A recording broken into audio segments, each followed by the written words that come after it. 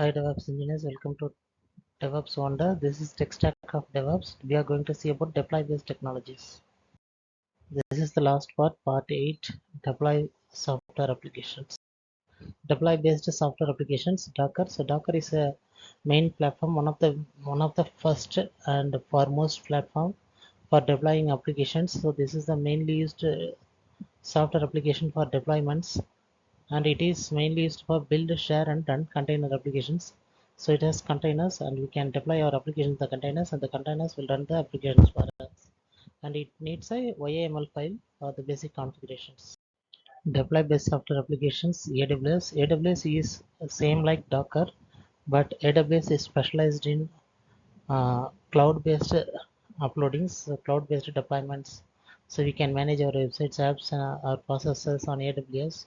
So it is very secure and reliable network, so we can have a free account or we can have a cost account, and it will manage the scalable services.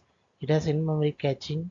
It is easily managing the clusters. So it is one of the most popular cloud-based deployment software.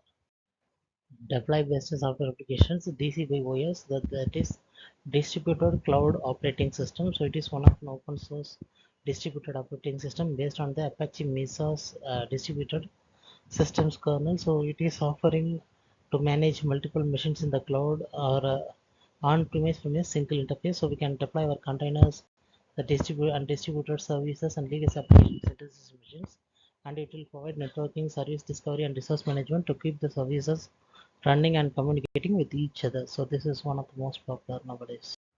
Please like, share, comment, and subscribe. DevOps Wonder, DevOps for all. Thank you for watching. Thanks.